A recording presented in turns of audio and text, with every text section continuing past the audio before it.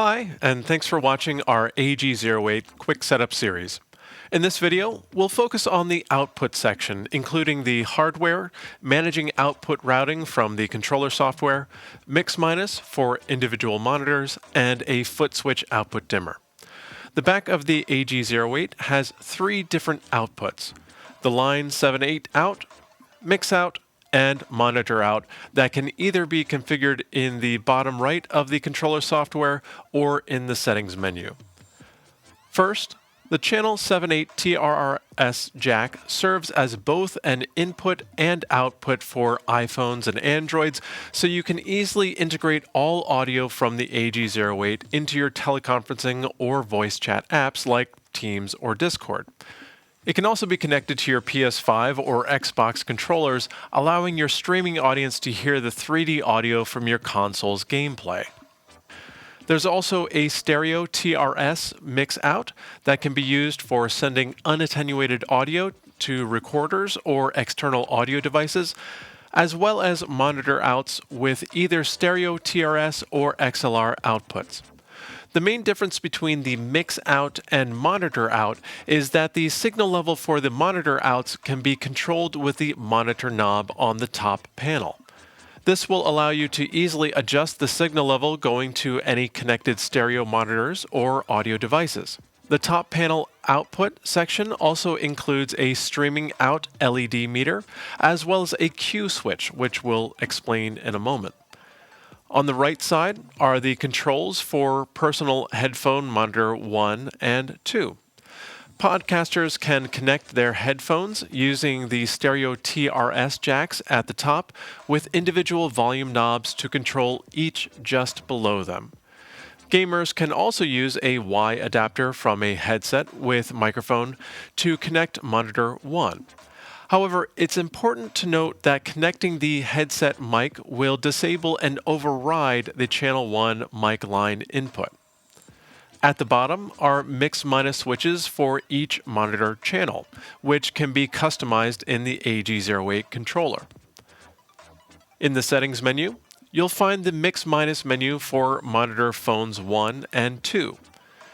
Mixminus allows you to remove channels from your personal headphone mix. For example, if you don't want to hear the background music you're playing on channel 5/6, you can remove it from your headphones while letting it still play out to your streaming audience.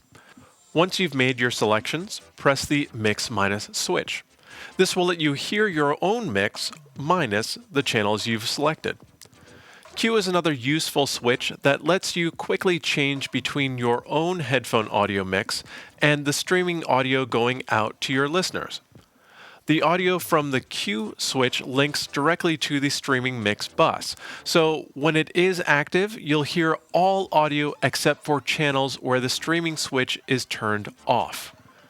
The streaming bus audio can be assigned to the mix out for stereo recording, as well as the line 7/8 output for recording to your mobile device. Alternatively, you can assign line 7/8 as an aux output when using voice chat apps on your phone. This will help to improve your session's audio quality since it will omit channel 7/8 instead of echoing your phone's original audio back to your partner. Aux is also available as a mix out, except that it will output in stereo. The mix-out can also be assigned as monitor 1 or 2 to match the audio being sent to your headphones, including Mixminus, or the main mix bus to capture all audio. Then, depending on your performance or recording needs, the mix-out can also be linked to the monitor out, which is assigned on the main page. The monitor out can be set in the lower right corner and can access all the same mix buses, giving you complete control over your setup. With the monitor out set to streaming, let's look at the streaming bus's quick view menu just above it.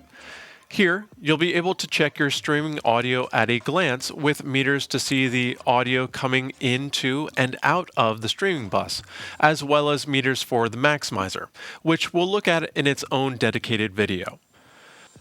Remember that streaming programs like OBS may also use their own signal processing, so it's important to check those output levels as well to ensure you're streaming the cleanest possible audio. And there's one more trick you can use with your outputs with a connected foot switch. In the foot switch menu, the last option is for an output dimmer. When a connected foot switch is held down, the volume of any selected output at the bottom will be reduced and can be set with the dimmer level slider.